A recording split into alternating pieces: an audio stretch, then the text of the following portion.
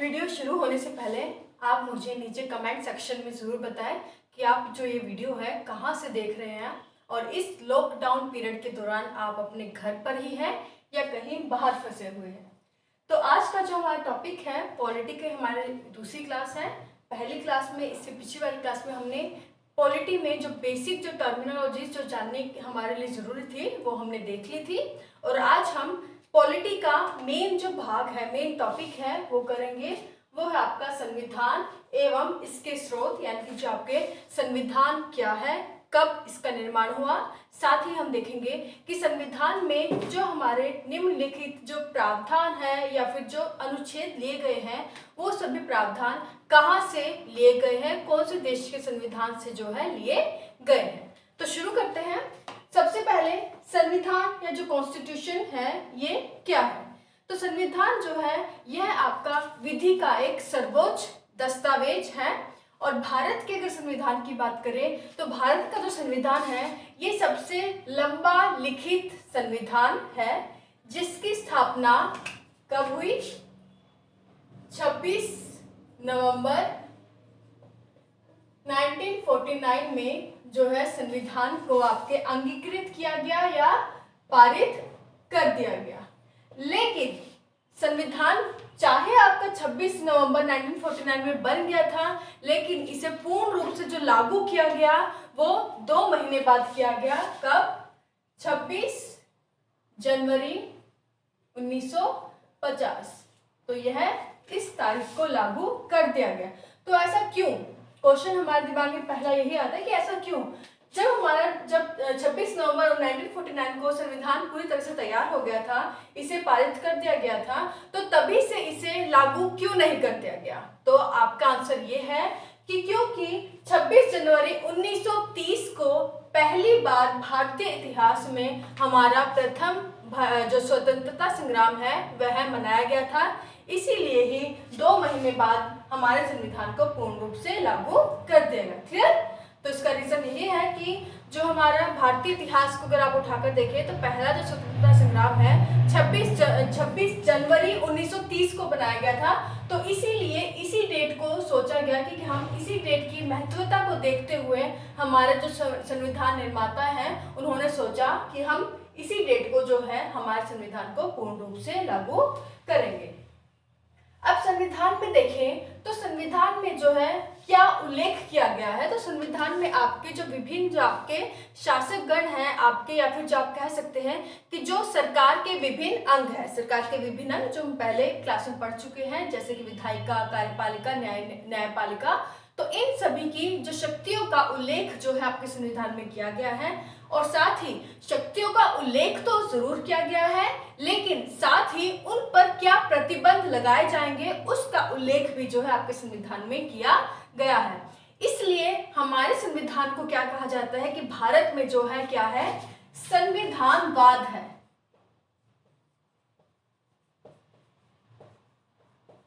जिसे इंग्लिश में हम क्या कहते हैं? कॉन्स्टिट्यूशनलिज्म।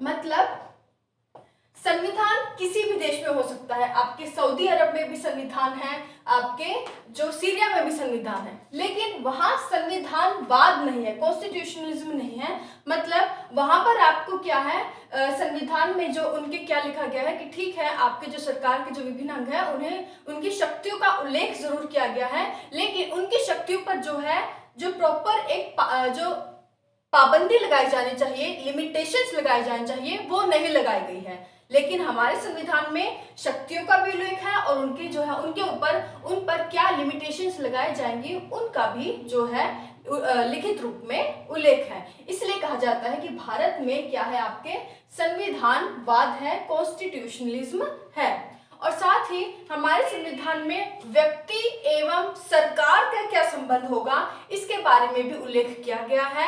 और व्यक्ति की जो स्वतंत्रता है और उसकी जो समानता का जो अधिकार है उस पर मूल रूप से जो है विशेष बल दिया गया है। तो ये जो है मोटी मोटी चीजें देखी हमने कि हमारा जो संविधान है उसके बारे में क्या जो परिचय है, क्या हमें थोड़ा बहुत पता होना चाहिए। अब हम देखते हैं कि जो हमारा संविधान जो लागू हुआ था कब हुआ है, 26 जनवरी 1950 को पूर्ण रूप से लागू हो गया। और इस दौरान जो हमारे संविधान में कितने अनुच्छेद थे, तो इस दौरान आपके 395 अनुच्छेद थे या आर्टिकल। और कितने भाग थे इसमें? 22 भाग, 22 पार्ट्स। और इसमें कितनी शेड्यूल्स थे, कितनी अनुसूची थी? 8।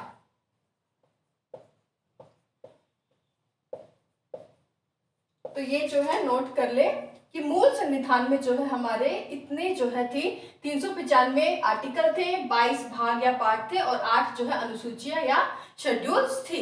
लेकिन वर्तमान की बात करें, अभी वर्तमान में हमारे कितने जो है अनुच्छेद हो चुके हैं, तो टोटल आपके 448 अभी वर्तमान में आर्टिकल है।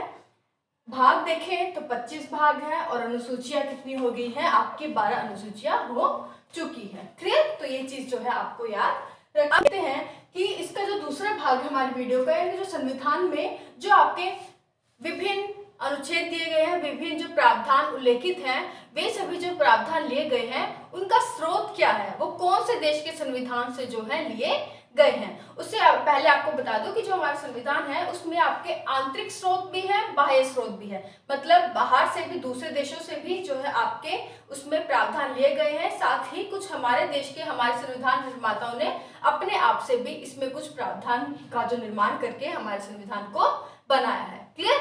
तो अब हम देखते हैं कि संविधान के जो विभिन्न स्रोत हैं, कहां से, कौन कौन से देश से संविधान में कौन सा भाग जो है लिया गया है।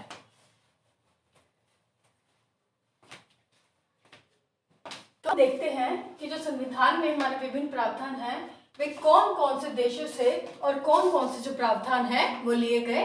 तो एक साइड में जो है जिन देशों से प्रावधान लिए गए वो है, जहां से जो स्रोत है मेन वो चीज, और दूसरी तरफ कौन से जो प्रावधान है, क्या क्या चीज है जो हमने ली है वो यहाँ पर लिखी हुई है।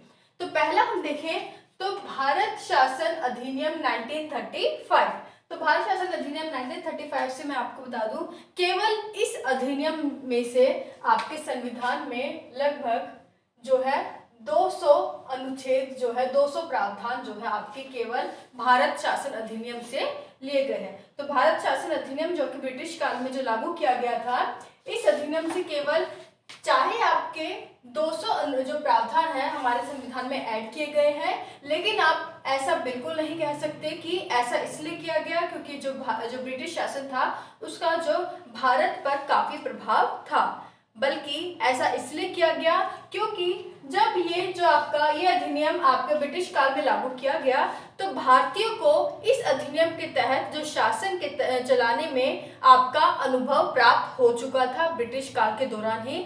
इसीलिए इस अधिनियम से आपके हम देखते हैं कि 200 जो प्रावधान भारतीय संविधान में ऐड किए गए। अब इस संविधान में जो प्रावधान ऐड किए गए हैं वो यहाँ देख लें। और एक और चीज, यहाँ जो मैंने प्रावधान ऐड किए गए हैं वो मेन ऐड किए गए हैं, इसके अतिरिक्त एक दो और होंगे हर देश में से, लेकिन जो मेन चीजें हैं वो यहाँ पर मैंने लिख दी हैं जो कि आपको याद करने में ताकि ज्यादा कठिनाई ना हो। तो भारत शासन अधिनियम में से जो ऐड किया गया उसमें पहली चीज है न्यायपालिका ढांचा, यानी जो आपका जुडिशियरी जो स्ट्रक्चर है कि जो आपकी न्यायपालिका कैसी होगी, हाई कोर्ट होगा, एक सुप्रीम कोर्ट होगा, आपके जो है डिस्ट्रिक्ट कोर्ट्स होंगे। तो इन सब का जो स्ट्रक्चर है इसके बारे में जो प्रावधान है वो आपके भारत शासन अधिनियम से लिए गए। दूसरा जो आपका लोक सेवा आयोग है, एक आपका यूपीएससी है, स्टेट जो सर्विसेज है आपके स्टेट पीएससी है, इन सभी का जो प्रावधान है वो भी यहीं से लिया गया। उसके बाद है कि आपातकाल के दौरान, इमरजेंसी के दौरान जो प्रोविजंस लगाए जाएंगे, क्या क्या उपबंध किए जाएंगे, ये तो आपातकालीन जो उपबंध है, इमरजेंसी प्रोविजंस है, ये भी आपके भारत शासन अधिनियम 1935 से लिए गए। क्लियर? नेक्स्ट, ब्रिटेन से जो आपके प्रावधान लिए गए वो है आपका कि संसदीय व्यवस्था, यानी कि आपकी संसद व्यवस्था कैसी होगी। आपके 2 सदन होंगे जिसमें एक है आपका लोकसभा और दूसरा है आपका राज्यसभा। संसदीय विशेषाधिकार कि जो संसद के सदस्य हैं उन्हें क्या क्या विशेषाधिकार जो है प्राप्त होंगे, जिसका उल्लेख जो आपके संविधान में अनुच्छेद 105 में किया गया है। तो संसदीय विशेषाधिकार, विधायी प्रक्रिया, लेजिस्लेटिव प्रोसेस, ये जो क्या होती है ये हमने पिछले वीडियो में पढ़ा था जिसमें हमने देखा था कि ऐसी जो विधि जो कि संसद के द्वारा निर्माण की जाती है उन्हें हम क्या कहते हैं, लेजिस्लेटिव या विधायी प्रक्रिया कहते हैं। और तीसरी है नागरिकता। तो भारत में कैसी नागरिकता है, भारत में एकल नागरिकता है जो कि ब्रिटेन से ली गई है। अमेरिका से कंपेयर करें तो अमेरिका में दोहरी नागरिकता है, जहां सेंट्रल लेवल पर अलग नागरिकता होती है और स्टेट की अलग नागरिकता होती है, लेकिन भारत में एकल नागरिकता है जो कि ब्रिटेन से ली गई है। नेक्स्ट है कि जो कैबिनेट सिस्टम है, हमारे मंत्रिमंडल जो प्रणाली है वो किस प्रकार की होगी, वो भी ब्रिटेन से ली गई है। तीसरे हम देखते हैं जो स्रोत है वो आपके अमेरिका से लिए गए हैं। अमेरिका से लिए गए हैं आपके जो फंडामेंटल राइट्स यानी कि जो आपके मूल अधिकार है, जो बेसिक जो आपका स्ट्रक्चर है आपके संविधान का, वो आप कहाँ से लिया गया है, अमेरिका से लिया गया है। न्यायिक पुनर्विलोकन यानी कि जो जुडिशियल रिव्यू है, क्या प्रक्रिया होगी किसी चीज के लिए, अगर कोई विवाद हो गया है आपके तो उसका विवाद के निपटारण के लिए जो न्यायिक पुनर्विलोकन होता है, जुडिशियल रिव्यू होगा, ये भी आपका अमेरिका से लिया गया। राष्ट्रपति को हटाने की प्रक्रिया, महाभियोग जिसे हम कहते हैं, इम्पीचमेंट, ये भी आपका अमेरिका से लिया गया। और साथ ही कि जो आपके उच्च न्यायालय, सुप्रीम कोर्ट, हाई कोर्ट के जो न्यायाधीश है उनको जो हटाने की क्या प्रक्रिया होगी, ये भी आपके अमेरिका के संविधान से ली गई। Next Ireland.